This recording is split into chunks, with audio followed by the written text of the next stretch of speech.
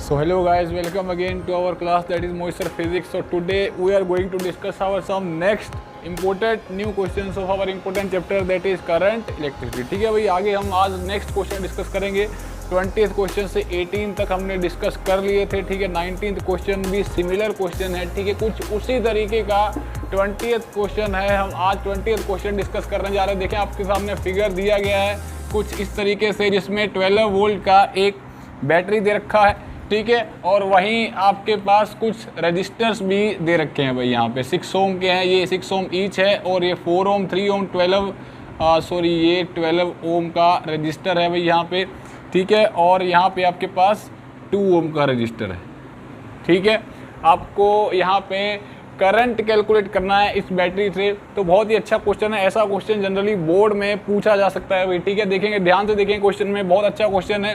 देखो कैसे सॉल्व करेंगे आपको बता रखा है। लास्ट वाले जो हमने क्वेश्चन करे थे, एक बार नहीं देखा है तो भाई ज़रूर जाके देखेंगे, कुछ उसी तरीके का क्वेश्चन है। यहाँ पे आप पोटेंशियल मेथड का यूज़ करेंगे, मतलब यहाँ पे 12 है तो यहाँ पे 0 हो जाएगा, ठीक है। तो यहाँ पे भी 0 हो जाएगा क्योंकि बीच में कोई भी रजिस्टर नहीं आ रहा है, तो यहाँ पे भी आपके पास 12 आ जाएगा भाई, ठीक है। बात समझ आ गई, ठीक है। अगर यहाँ पे 12 है तो यहाँ पे भी 12 हो जाएगा, और यहाँ पे आपके पास 0 हो जाएगा। बात समझ आ गई होगी, ठीक है, इतना।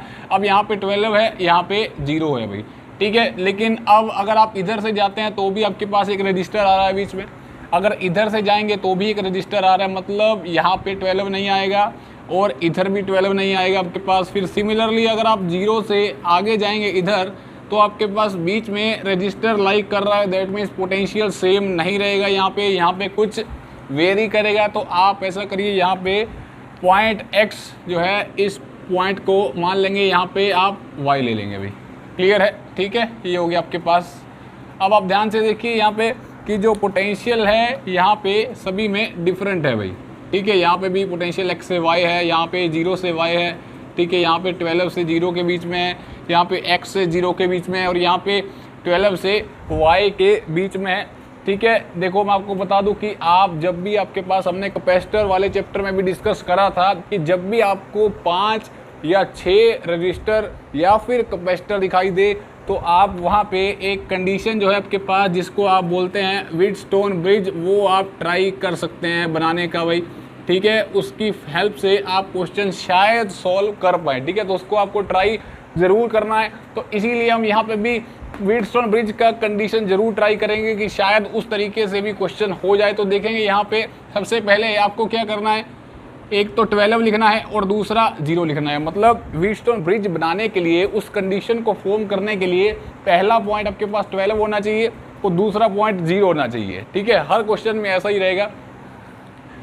तो पहले मैं यहाँ पे कुछ इस तरीके से एक रजिस्टर 12 का यहाँ पे बना दे रहा हूँ भाई, ठीक है। 12 और 0 के बीच में एक रजिस्टर है, तो मतलब यहाँ पे पहला पॉइंट जो है मेरा, ये 12 और 0 के बीच में लाई कर गया भाई, ठीक है। 12 से 0 के बीच में एक रजिस्टर मेरे पास आ चुका है, जिसका वैल्यू है 12 ओम दिया गया है। अब आगे आ जाइए, आप 12 से x बना लीजिए, ठीक है। 12 से x बना लेंगे यहाँ पे, तो मैं कुछ इस तरीके का, ये यहाँ पे जो रजिस्टर है वो कुछ इस तरीके का फॉर्म कर दूंगा, ठीक है। इसको मैं पॉइंट दे रहा हूँ, x हो गया मेरे पास, ठीक है। 12 से x हो गया, 12 से 0 हो गया आपके पास। अब 12 से y आ जाइए आप, 12 से y ट्राई करके देख सकते हैं भाई, अगर फॉर्म हो रहा है तो बहुत ईजी हो जाएगा क्वेश्चन सॉल्व करना। तो ये आपके पास यहाँ से ये एक पॉइंट y हो गया भाई, ठीक है। ये वाला भी हो गया आपके पास, 12 से y हो गया, 12 से x हो गया, 12 से 0 हो गया। उसके बाद आप देखेंगे x से 0 हो रहा है आपके पास, x से 0, तो मेरे पास यहाँ पे भी एक रजिस्टर जो है ये कुछ इस तरीके से लाई कर गया भाई, क्लियर है, ठीक है। तो ये भी आपके x से 0 भी आपके पास क्लियर हो चुका है, ठीक है। उसके बाद देखेंगे आप, x से y बचा आपके पास और दूसरा 0 से y बचा है। तो पहले आप 0 से y बना लेंगे, ये आपके पास 0 से y हो गया, बहुत इजी हो गया। अब ये भी हो गया आपके पास, एक लास्ट ये वाला x से y जो है आपके पास बचा है रजिस्टर, तो ये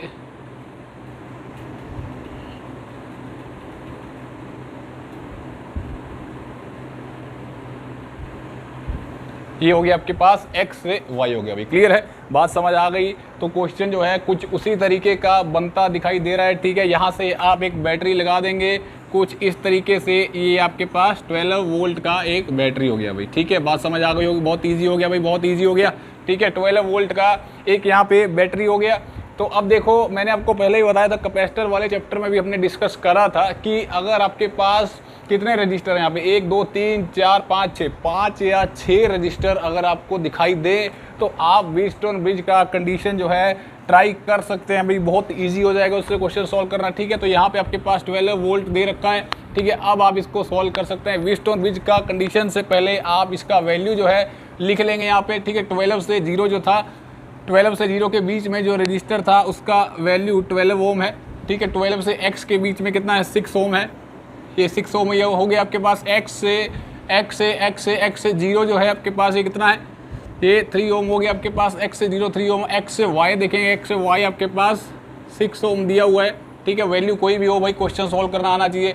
और 12 से y देखेंगे, 12 से y देखेंगे आपके पास 4 ओम दिया गया है, और y से 0 आपके पास 2 ओम दे रखा है। अभी सभी का वैल्यू जो है हो चुका है, ठीक है।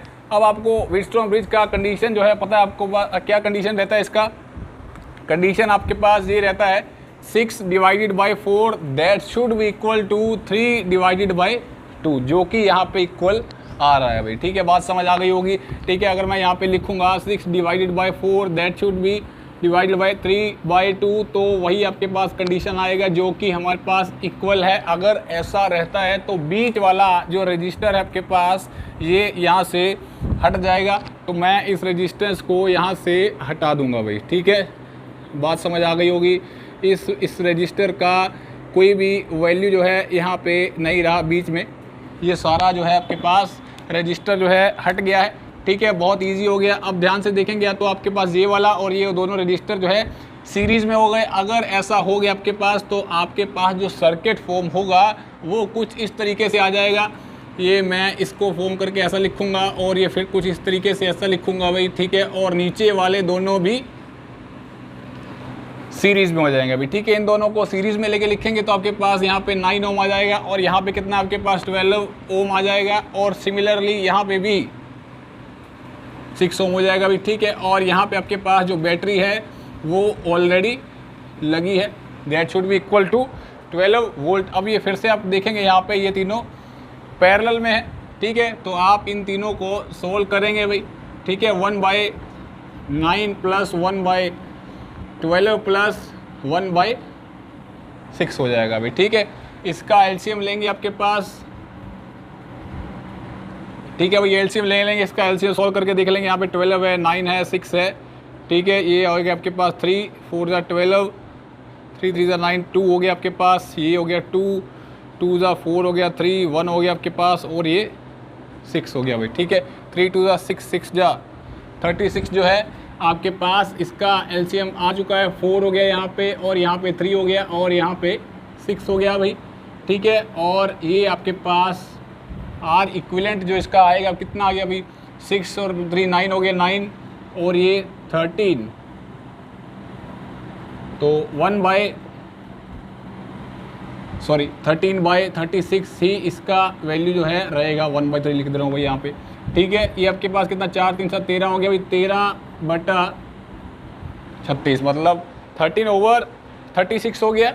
मतलब जो वैल्यू आया इसका रेजिस्टेंस को अगर आप ऑपोजिट करेंगे तो यहाँ से मेरे पास जो वैल्यू आएगा 36/13 आ जाएगा भाई, ठीक है। फिर आप यहाँ पे v is equal to I into R लगाएंगे। v का वैल्यू आपको 12 दे रखा है, i आपको कैलकुलेट करना है, और यहाँ पे ये कितना है, कुछ इस तरीके से दिया गया है, ठीक है भाई। तो ये आपके पास कितना हो जाएगा, 12 multiply divided by 36 that is equal to i हो गया भाई, ठीक है। ये आपके पास 3 आ गया भाई, ठीक है। तो i का वैल्यू 13/3 जो है आपके पास आ चुका है। यही आपको कैलकुलेट करना था भाई, बात समझ आ गई। तो आपने आर इक्विवेलेंट भी कैलकुलेट कर लिया, और यहाँ से आपके पास करंट का वैल्यू जो है बैटरी से कितना निकलेगा वो भी आपने सॉल्व कर लिया भाई। बहुत इजी क्वेश्चन था, कोई ज़्यादा डिफिकल्टी नहीं है। अभी आगे बढ़ेंगे इसके बाद क्वेश्चन नंबर 21 पे।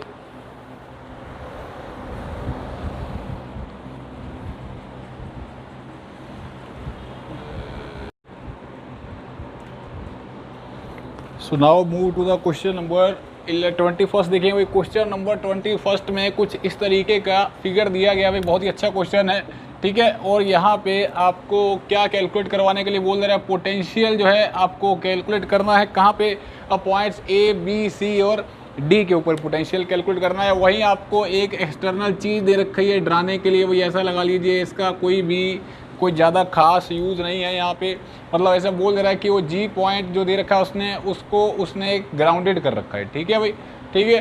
और वैसे भी जो आप पॉइंट ग्राउंडेड कर देते तो उसका पोटेंशियल जीरो ही रहता है, ध्यान रखेंगे। अगर यहाँ पे गिवन ना होता तो भी आप जीरो ही मान के चलते, क्लियर है, ठीक है। तो यहाँ पे वैसे उसने गिवन दे रखा है 0 वोल्ट। अब देखेंगे आपको चारों पॉइंट्स के अराउंड पोटेंशियल कैलकुलेट करना है भाई, ठीक है। पोटेंशियल कैलकुलेट करने के लिए हमें देखो क्या क्या रिक्वायरमेंट्स रहती हैं, मैं आपको बता दे रहा हूँ कि क्वेश्चन कैलकुलेट करना कोई भी ज़्यादा डिफ़िकल्टी नहीं है, बस आपको उसके सारे रिलेशन जो भी उसके साथ रिलेट करते हैं, सारी टर्म्स जो रिलेट करती हैं वो आपको याद होना चाहिए। देखो पोटेंशियल कैलकुलेट करने के लिए कौन कौन सी टर्म आपके पास, कौन कौन सा फॉर्मूला जो है वो रहता है, तो वो आपके पास V = I/R ही है, ठीक है। तो यहाँ पे पोटेंशियल कैलकुलेट करना मतलब ऐसा मान लीजिए VA हो गया आपके पास I/R, फिर VB × I/R, कुछ इस तरीके से कैलकुलेट करना है। देखो आपके पास I भी चाहिए, R भी चाहिए, ठीक है। अब आपके पास I तो नहीं है भाई, R तो आपको यहाँ पे दे रखा है, तीनों रजिस्टर्स के ऊपर आपको R दे रखा है, ठीक है। तो यहाँ पे आपको सबसे पहले I कैलकुलेट करना रहेगा, ठीक है। आई कैलकुलेट करने के लिए आपको मतलब करंट कैलकुलेट करने के लिए आप क्या कर सकते हैं, इन तीनों का पहले इक्विवेलेंट निकाल लें,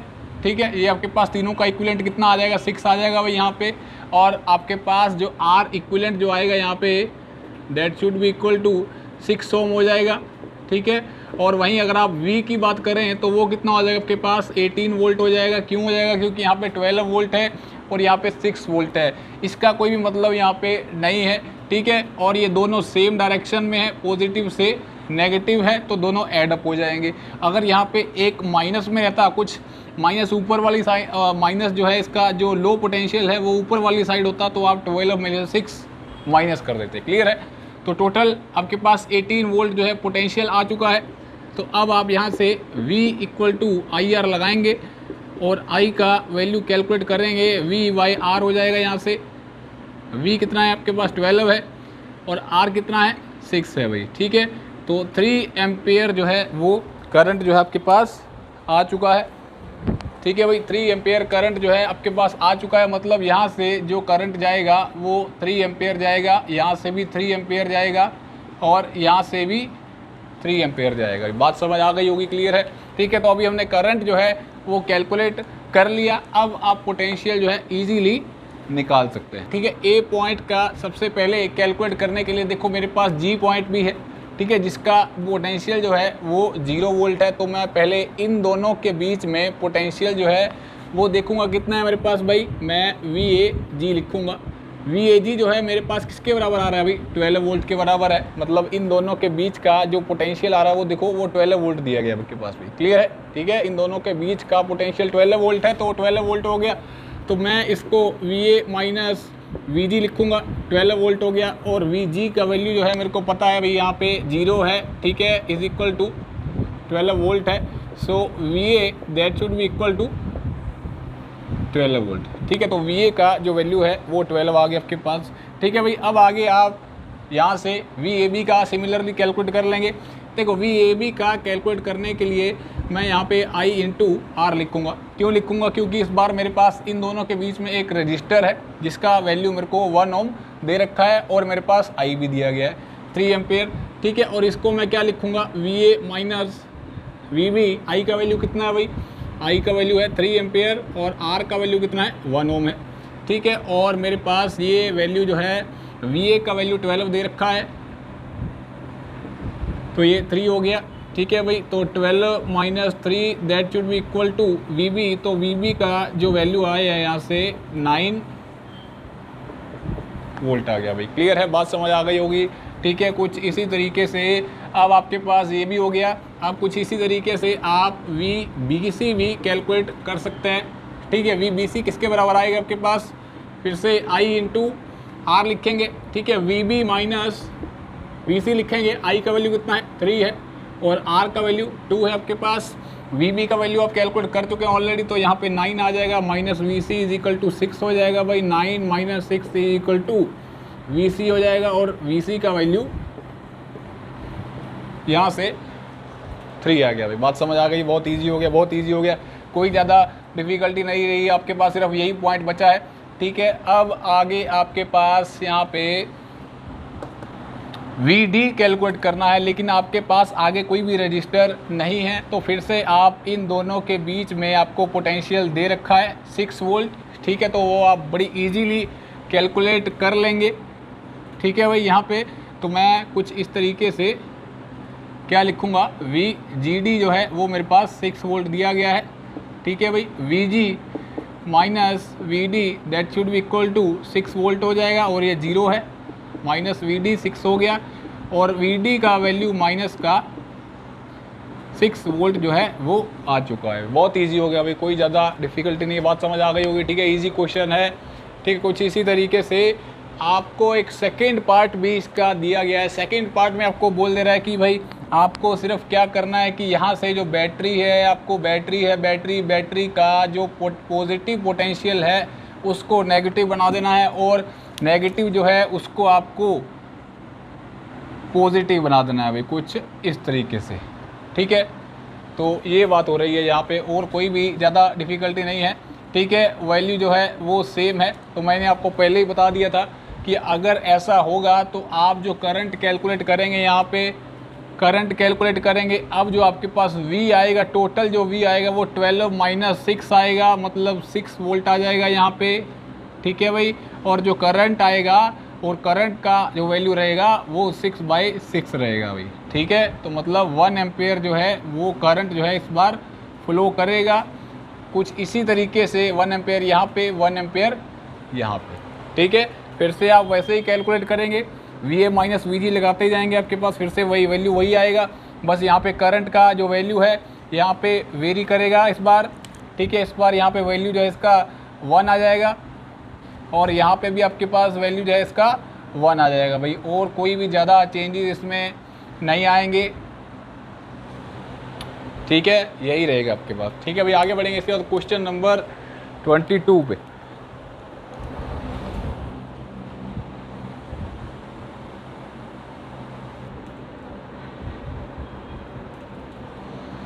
now next move to the question number 21। देखेंगे अब इसमें क्या बोल रहा है, आपको यहाँ एक सर्किट दिया गया कुछ इस तरीके से, कुछ पहले वाला ही क्वेश्चन आपके पास जैसा हमने अभी करा था क्वेश्चन भाई, ठीक है, उसमें भी कुछ इसी तरीके का ऑलमोस्ट फिगर दिया गया था, बस जो ग्राउंड करा गया था पॉइंट वो इस तरफ था, ठीक है, और बैटरीज भी 2 दी गई थी। देखो इसमें भी आपको पोटेंशियल ही कैलकुलेट करना है, ठीक है, और ये वाला पॉइंट जो आपके पास ग्राउंडेड है, ये आपको पॉइंट जो है वो कैलकुलेट करने हैं, ठीक है, पोटेंशियल कैलकुलेट करना है इन सभी पॉइंट्स का।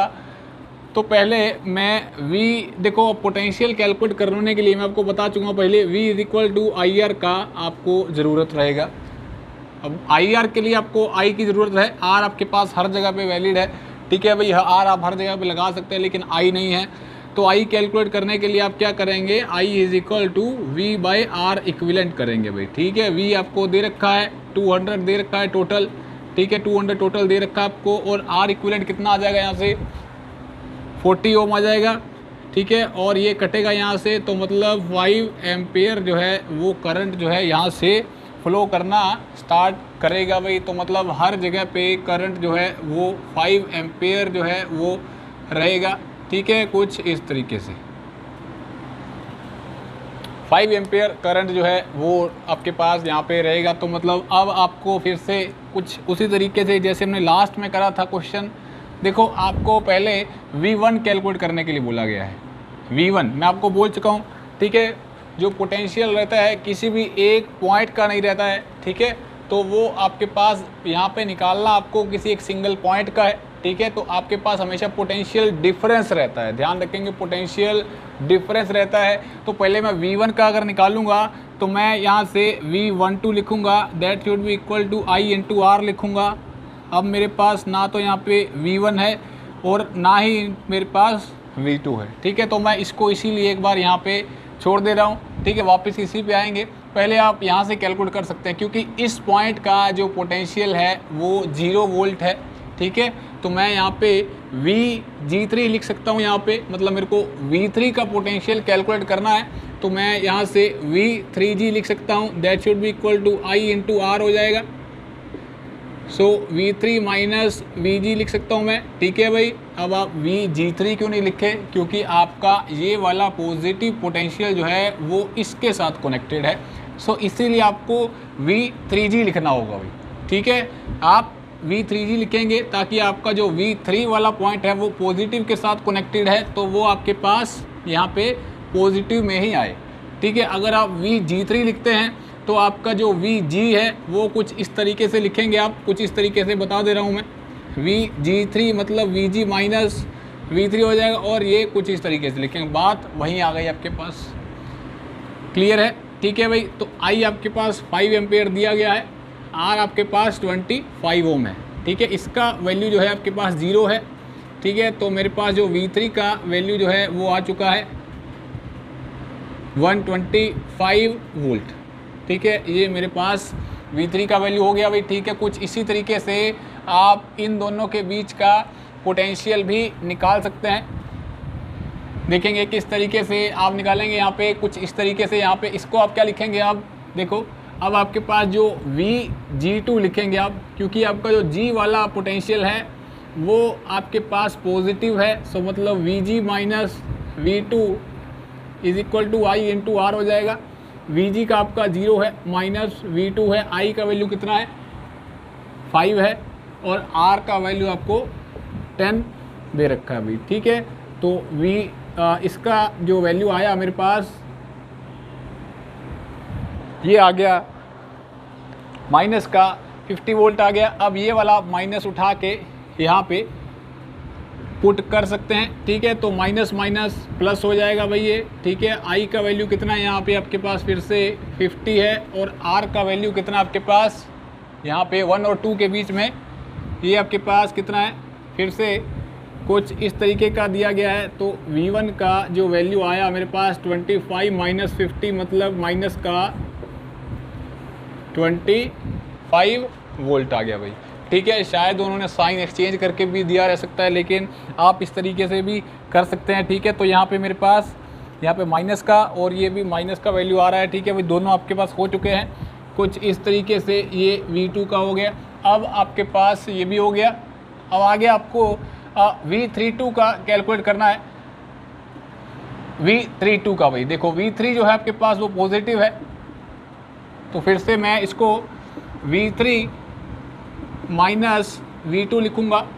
V3 माइनस V2 मतलब ये वाली भाई इन दोनों के बीच बीच की बात करी गई है अब, ठीक है। इन दोनों के पोटेंशियल जो है आपको कैलकुलेट करना है, इन दोनों पॉइंट्स के बीच में कैलकुलेट करना है। सो यहाँ पे I इंटू I का वैल्यू कितना आपके पास 5 दिया गया है, और R का वैल्यू कितना हो जाएगा यहाँ से 25 प्लस 35, ठीक है भाई, ठीक है। तो जो वैल्यू आएगा आपका V32 वो किसके बराबर आएगा आपके पास, ये आ जाएगा 5 5 25 हो गया, और ये 175 वोल्ट हो गया भाई। बहुत इजी है, कोई ज़्यादा डिफ़िकल्टी नहीं है। कुछ इसी तरीके से आप आगे कैलकुलेट करेंगे, V12 का कैलकुलेट करेंगे आप, I इंटू R लगाएंगे फिर से भाई। V12 का आपका जो आएगा वैल्यू वो किसके बराबर आएगा, I आपको फिर से 1 है, और R का वैल्यू कितना है आपके पास, R का जो वैल्यू है 1 2 के बीच में, तो बड़ा सिंपल है भाई। यहाँ पे कुछ आपके पास 5 ही दिया गया है, ठीक है। तो मैं यहाँ पे 5 ही लिखूँगा, तो वो 25 वोल्ट आ जाएगा भाई, ठीक है। बस डिफरेंस जो है यहाँ पे साइन का आ सकता है भाई, ठीक है। V12 की बात करेंगे, जो V1 जो है वो आपके पास नेगेटिव के साथ है, और V2 जो है यहाँ से पॉजिटिव के साथ है। तो यहाँ पे अगर आप V1 माइनस V2 लिखेंगे तो वो यहाँ पे आपके पास माइनस का आ जाएगा भाई, ठीक है। बात समझ आ गई। तो ये आपके पास माइनस का 25 वोल्ट जो है आ चुका है, ठीक है भाई। कुछ इसी तरीके से आपके पास लास्ट जो है वो है V13 है, ठीक है। V13 जो है आपके पास V13 टोटल पोटेंशियल जो आपके पास टोटल रेजिस्टेंस जो है वो कितना हो जाएगा आपके पास, ये हो जाएगा 5 इंटू 40 हो गया आपके पास। तो ये जो वैल्यू आया आपके पास ये आ जाएगा मेरे पास V13 का जो वैल्यू आएगा 1 आपके पास नेगेटिव के साथ कैलकुलेटेड कनेक्टेड है और 3 आपके पास पॉजिटिव के साथ है। तो मतलब यहाँ पे भी ये 200 जो है आ जाएगा।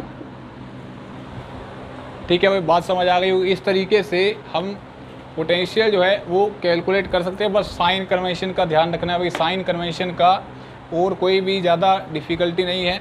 शायद चेंज करके दिया गया हो साइन, तो आप अपने अकॉर्डिंग देख लें इसमें किस तरीके से पॉजिटिव किसके साथ कनेक्टेड है। ठीक है, आगे बढ़ेंगे क्वेश्चन नंबर 22 पे।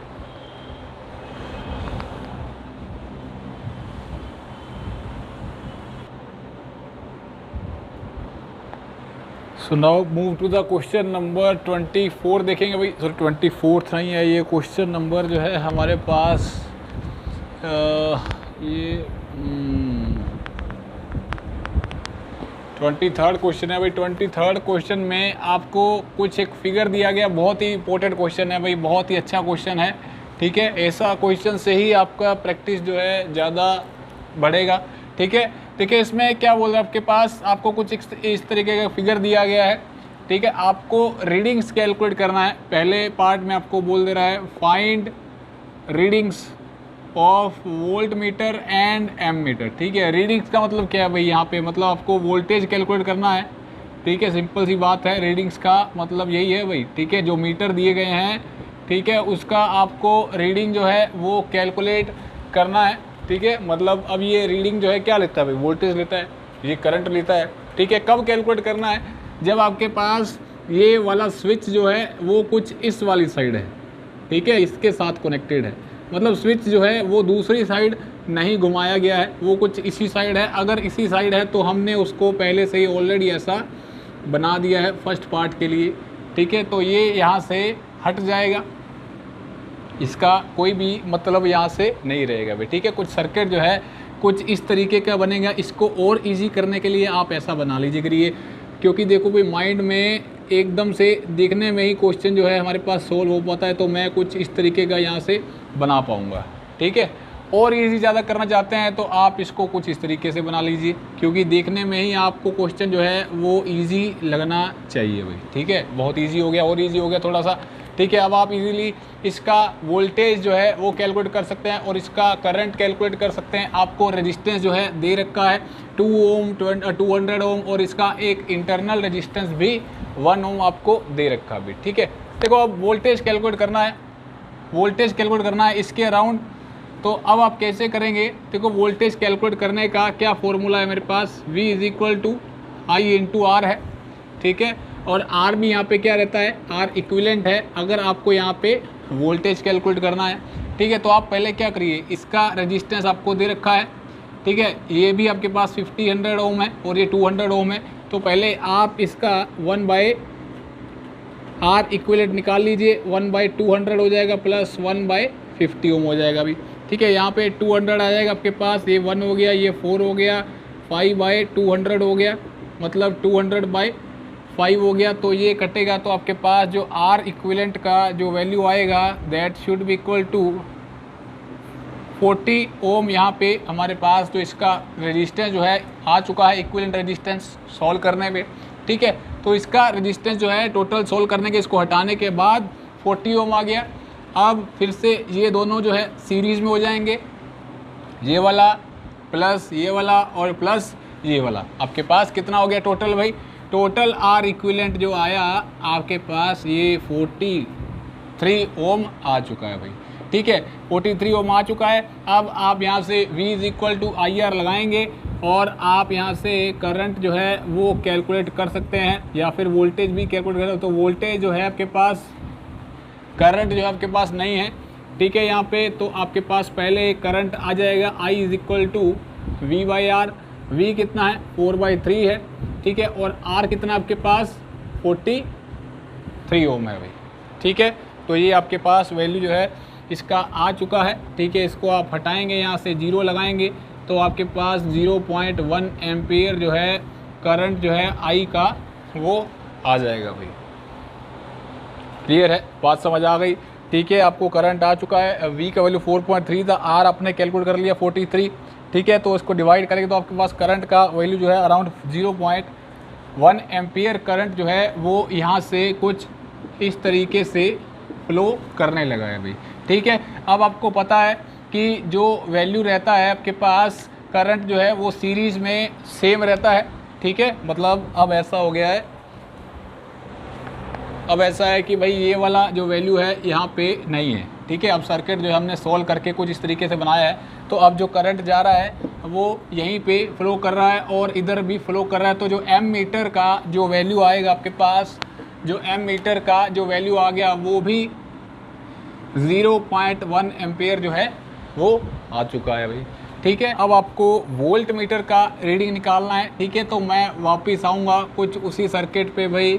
ठीक है, फिर से मैं एक वोल्ट मीटर यहाँ पे लगाऊंगा और जिसका वैल्यू जो है वो 200 ओम दिया गया है। ठीक है, अब आपको वोल्ट मीटर का रीडिंग कैलकुलेट करना है, तो मतलब मैं V = I × R लगाऊंगा। ठीक है, V = I का वैल्यू मेरे पास दे रखा है भाई। I का वैल्यू मेरे पास कितना है, I का वैल्यू जो है वो कितना है मेरे पास 0.1 एम्पियर आ चुका है। ठीक है, यहाँ से और R इक्विवेलेंट जो है, देखो जो V यहाँ पे रहेगा वही V यहाँ पे रहेगा। ठीक है, तो मैं इसके अक्रॉस जो है इन दोनों को सॉल्व करके R इक्विवेलेंट जो है वो निकाल चुका हूँ, जो कि कितना आया है 40 ओम आया है। तो मैं 40 ओम जो है वो लिख सकता हूँ। ठीक है भाई, तो यहाँ से आपके पास जो वैल्यू आएगा इसका ये 10 आएगा और यहाँ पे घटेगा, तो V का वैल्यू 4 वोल्ट जो है वो आ चुका है। अब आप जब वापस जाएंगे तो जो पोटेंशियल इसके क्रॉस आया है इन दोनों को सॉल्व करने पे वही आपके पास 4 वोल्ट इसके क्रॉस भी आएगा जब आप यहाँ से वापस इधर आएंगे। ठीक है भाई, क्योंकि यहाँ पे पोटेंशियल जो है वो सेम रहेगा भाई। ठीक है, अगर आप यहाँ पे 0 से 4 वोल्ट लिखते हैं, इसके क्रॉस जो पोटेंशियल आता है आपके पास 4 वोल्ट का आता है, वही आपके पास यहाँ आ जाएगा, क्योंकि बीच में कोई भी रजिस्टर जो है वो नहीं है। ठीक है, यहाँ पे भी 0 और यहाँ पे भी 4 आ जाएगा, तो मतलब 4 वोल्ट इसके क्रॉस आ चुका। तो मतलब 4 वोल्ट जो है ये वोल्ट मीटर का रीडिंग आ गया भाई। ठीक है, बात समझ आ गई। एम मीटर का रीडिंग 0.1 एम्पेयर और इसका रीडिंग जो है वो 4 वोल्ट जो है आ चुका। आगे बढ़ेंगे, आप आगे बढ़ेंगे, इसमें आगे क्या बोल दे रहा आपको, आगे कह रहा है कि अगर आप उस स्विच का वैल्यू जो है वो घुमा के दूसरी साइड कर दें भाई। ठीक है, दूसरी साइड कर दें तो हम इसको एक थोड़ा सा दोबारा बना लेंगे भाई यहाँ पे। ठीक है, कुछ इस तरीके से बोल दे रहा है आपके पास कि यहाँ पे अगर एक एक्सटर्नल रेजिस्टेंस है और यहाँ पे एम मीटर है, और अगर आप यहाँ पे एक जो की लगी थी जिस, ठीक है भाई, उसको आप घुमा के इस साइड कर दे तो सर्किट कुछ इस तरीके का बनता हुआ नज़र आएगा भाई। ठीक है, इसका वैल्यू फिर से वही है 50 ओम है। ठीक है, इसका वैल्यू आपको 2 ओम दे रखा है, इसका 200 ओम दे रखा है भाई। ठीक है, फिर से आप कैलकुलेट करेंगे। अब आप फिर से आपको वोल्ट मीटर और एम मीटर का रीडिंग निकालना है, तो फिर से वही फॉर्मूला है, V = I × R है, बट आप पहले करंट निकाल लीजिए, ज़्यादा इजी रहेगा। मतलब कि R = V/R इक्विवेलेंट जो है वो आ जाएगा। V का वैल्यू कितना है 4.3 है। इस बार जो R इक्विवेलेंट आएगा वो डिफरेंट आएगा। क्यों आएगा, क्योंकि पहले आपके पास ये की इधर थी भाई। ठीक है, यहाँ तक था, यहाँ तक था। ठीक है, ये दोनों पैरेलल में थे। अब ऐसा नहीं है, अब कुछ इस तरीके का हो रहा है कि पहले ये दोनों जो है सीरीज़ में है आपस में, उसके बाद फिर ये पैरेलल में आ रहा है। तो मतलब टोटल जो है 52 ओम हो गया, ये 52 ओम हो गया आपके पास। ठीक है भाई, और फिर आपके पास ये दोनों आपस में पैरेलल में है, तो मतलब मैं 1/R इक्विवेलेंट जो लिखूँगा 1/52 + 1/200, तो ये हो जाएगा मेरे पास 52 × 200 हो जाएगा, और ऊपर चला जाएगा आपके पास तो कितना आ जाएगा भाई 252 हो जाएगा भाई। ठीक है, तो आपके पास ये 1/R इक्विवेलेंट है, और इसको जब आप सॉल्व करेंगे तो आपके पास ये 52 × 200 डिवाइडेड बाय 252 जो है वो वैल्यू आपके पास कितना आ जाएगा भाई। इसको सॉल्व करेंगे तो आपके पास ये हो जाएगा 2 × 2 = 4 हो गया यहाँ पे, और 2 × 5 = 10 हो गया, और डिवाइडेड बाय 252 हो गया भाई। ठीक है, तो ये जाएगा आपके पास 4 पे जाएगा भाई, 4 पे 250 है आपके पास, ठीक है, 250 है भाई, 250 गुना 4 कितना हो गया, 10 हो गया आपके पास, ठीक है। और यहाँ पे आ जाएगा आपके पास 4 आ जाएगा, 42 समथिंग आ जाएगा भाई, इतना ही आपको दे रखा होगा, ठीक है। 42.27 जो है इसका आर इक्विवेलेंट जो है आ चुका है भाई, ठीक है। प्लस में आपके पास अब ये दोनों पैरेलल में इनको सॉल्व करके इतना आ गया आपके पास, प्लस में आपके पास फिर ये सीरीज़ में हो जाएगा, ये वाला रेजिस्टेंस जो है सीरीज़ में हो जाएगा भाई, ठीक है। तो इसको जो सॉल्व करेंगे आपके पास कुछ इतना ही आएगा भाई, इतना ही मान लीजिए आपके पास 42 ही है या 43 के अराउंड आ जाएगा आपके पास, इतना वैल्यू आर इक्विवेलेंट का आ चुका है। तो यहाँ पे आप रखेंगे तो 0.1 एम्पेयर ही करंट जो है इसका आ जाएगा भाई सॉल्व करने पे। तो इसका वैल्यू जो है वो आई का इतना कैलकुलेशन करने के पे आई का वैल्यू इतना आ गया भाई, मतलब इस सारे सर्किट को सॉल्व करने पे जो बैटरी से करंट जो है वो निकला है वो 0.1 एम्पेयर निकला है भाई, ठीक है। इसको आप हटा देंगे यहाँ से, इसको आप हटाएंगे तो यहाँ से इतना करंट आया भाई यहाँ तक, ठीक है। अब आगे जो करंट जाएगा कुछ इस तरीके से और कुछ इस तरीके से, अगर आप इस सर्किट को दोबारा वापस बनाते हैं भाई, ठीक है। यहाँ पे आप I1 ले लीजिए और यहाँ पे आप I2 ले लीजिए, तो टोटल जो करंट है वो I1 प्लस I2 है, that should be equal to 0.1 ampere है, ठीक है भाई। 0.1 एम्पेयर है टोटल करंट जो है वो आपके पास 0.1 एम्पेयर के बराबर आ रहा है, ठीक है। अब आपको ये भी पता है कि आपको वोल्ट मीटर का रीडिंग कैलकुलेट करना है, तो जो पोटेंशियल डिफरेंस यहाँ रहेगा वही यहाँ पे रहेगा भाई, ठीक है। जो पोटेंशियल डिफरेंस यहाँ होगा वही यहाँ होगा, मतलब कहने का ये है कि आपके पास V is equal to I R अगर आप लगाएंगे तो पोटेंशियल डिफरेंस जो है वो सेम रहेगा, ठीक है भाई। I1 is equal to I1 R1 is equal to I2 R2 हो गया। R1 जो मैं इन दोनों को बोल दे रहा हूँ, मतलब I1 मल्टीप्लाई 52 ओम हो गया और I2 मल्टीप्लाई 200 ओम हो गया भाई, ठीक है। तो यहाँ से आप जो है वैल्यू जो है वो कैलकुलेट करेंगे तो आपके पास जो I1 का वैल्यू आएगा I2 मल्टीप्लाई बाय 52 हो जाएगा, ठीक है। अब यही वाला I1 उठा के आप यहाँ पे रखेंगे तो जो वैल्यू आएगा मेरे पास I2 मल्टीप्लाई 252, ठीक है।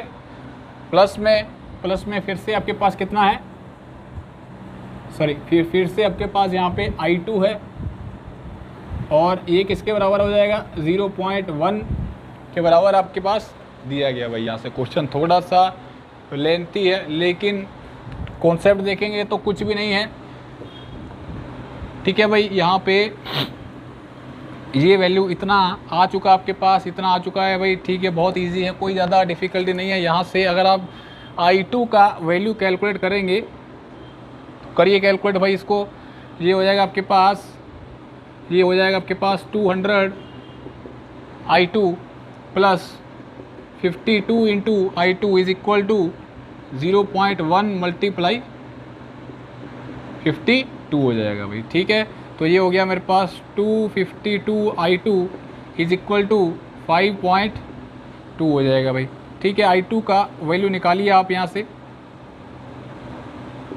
जो भी आएगा वैल्यू, जो भी आएगा भाई वैल्यू, जो भी इसका वैल्यू आएगा आप उठा के इसको यहाँ पे रखेंगे, ठीक है। I2 को यहाँ पे रखेंगे तो इसका जो वैल्यू आएगा मेरे पास, इसको अगर आप डिवाइड कर देंगे भाई तो आप कर ही लीजिए, ये आपके पास जो वैल्यू आएगा यहाँ पे I2 का ये आ जाएगा 0.8 के राउंड आना चाहिए भाई, 8 के राउंड ही आना चाहिए। यहाँ पे 0.8 एम्पेयर हो गया, ठीक है। तो अब आप यहाँ पे I2 का अगर आप वैल्यू पुट करेंगे, ठीक है भाई, I1 plus 0.8 is equal to 0.1 ampere है, ठीक है। तो I1 का जो वैल्यू आया 0.1 माइनस 0.8 हो गया भाई, ठीक है। तो यहाँ से आपका I1 का वैल्यू जो है वो निकल आएगा। I1 का वैल्यू आ चुका, मतलब यहाँ से जो करंट जाएगा वो I1 का हो गया और यहाँ से I2 का हो गया भाई, ठीक है। उसके बाद आपके पास I2 का वैल्यू आ चुका है, फिर आप यहाँ से जो इधर जा रहा है वैल्यू वो I1 का हो जाएगा, एमीटर का रीडिंग हो जाएगा, और जो I2 जो है जो इधर जा रहा है आपके पास आई आपके पास आ चुका है, आर आपके पास ऑलरेडी गिवन है, तो यहाँ से आप वी निकाल लेंगे भाई। कैलकुलेशन देख लीजिएगा भाई, थोड़ा सा मिस्टेक ना रह गया हो, ठीक है। तो बाकी कुछ भी ज़्यादा डिफ़िकल्टी नहीं है, ठीक है। सिर्फ I1 और I2 का वैल्यू निकालना, I2 को इधर लेके जाना है, I इंटू आर आपके पास V आ जाएगा, और जो I1 इधर गया है वही आपके पास सेम इधर तरफ जाएगा भाई। क्लियर है? तो ये था क्वेश्चन नंबर 23। इसके बाद वही हम आगे बढ़ेंगे।